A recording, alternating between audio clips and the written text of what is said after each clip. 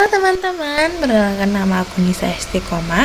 Pada kesempatan kali ini kita akan membahas tentang komunikasi.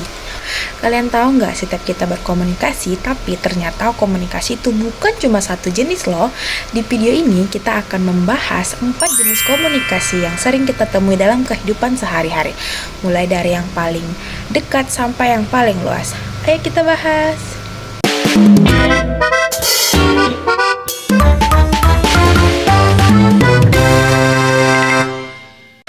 Yang pertama, komunikasi antar pribadi. Ini adalah komunikasi yang sering terjadi antara dua orang secara langsung, sifatnya personal, dua arah, dan ada respon yang langsung. Ciri-ciri sederhananya yaitu tatap muka, pesannya personal, dan kita tahu atau kita langsung melihat reaksi lawan bicara kita. Contohnya ya, yang paling gampang yaitu ketika kita curhat sama teman atau sahabat kita soal masalah pribadi. Itu komunikasi antar pribadi. Atau saat mengobrol dengan orang tua di rumah.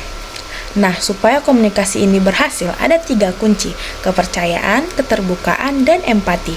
Kalau 3 ini ada, komunikasi pasti lebih nyaman dan efektif. Oke, sekarang yang kedua, yaitu komunikasi kelompok. Kalau tadi 2 orang, sekarang lebih daripada itu. Komunikasi kelompok melibatkan 3 orang ataupun lebih yang punya tujuan yang sama. Ada 2 jenis kelompok, yaitu kelompok kecil dan kelompok besar.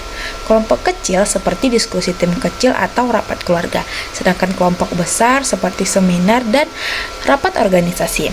Contoh yang paling dekat yaitu ketika kita diskusi kelompok. Dalam diskusi pasti ada pemimpin diskusi, ada yang mencatat, ada juga yang menyampaikan pendapat. Setiap orang dalam diskusi harus memiliki peran. Kalau komunikasi kelompok ini apa ya tantangan terbesarnya? Tantangan terbesarnya yaitu perbedaan pendapat. Makanya, pemimpin diskusi yang baik itu sangat penting agar semua suara bisa didengar. Lanjut yang ketiga yaitu komunikasi organisasi. Ini adalah komunikasi yang terjadi di dalam sebuah organisasi atau lembaga. Bedanya dengan komunikasi kelompok biasa, di sini ada struktur yang jelas. Ada 3 arah komunikasinya. Yang pertama yaitu komunikasi ke bawah, dari atasan ke bawahan. Misalnya ketua memberi arahan kepada anggota-anggotanya. Yang kedua yaitu komunikasi ke atas, dari bawahan ke atas, yaitu anggota melaporkan hasil kerjanya kepada atasan. Yang ketiga yaitu komunikasi horizontal, antar sesama rekan kerja yang setara, misalnya koordinasi antar divisi.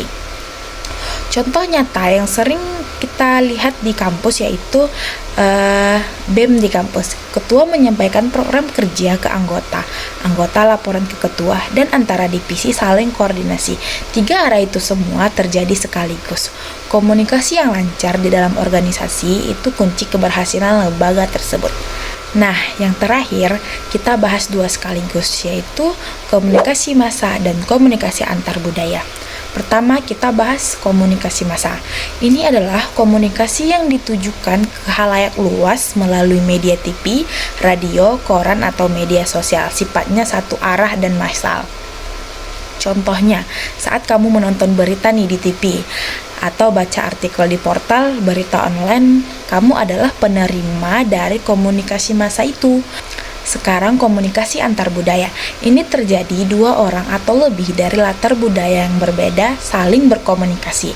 Tantangan nyatanya yaitu perbedaan bahasa, nilai, dan kebiasaan bisa memicu salah paham. Contohnya, mahasiswa Indonesia yang kuliah di Jepang perlu memahami budaya Uchisoto, yaitu cara orang Jepang membedakan orang dalam dan orang luar. Kalau tidak paham, komunikasi bisa jadi canggung bahkan menyinggung. Kunci sukses dari komunikasi antar budaya ini adalah toleransi, rasa ingin tahu, dan mau beradaptasi. Jadi teman-teman, itu adalah 4 jenis komunikasi yang perlu kita pahami. Dari yang personal, komunikasi antar pribadi, sampai yang paling luas, komunikasi massa dan antar budaya. Semuanya punya peran penting dalam kehidupan kita sehari-hari. Semoga video ini bermanfaat. Sampai jumpa di video berikutnya.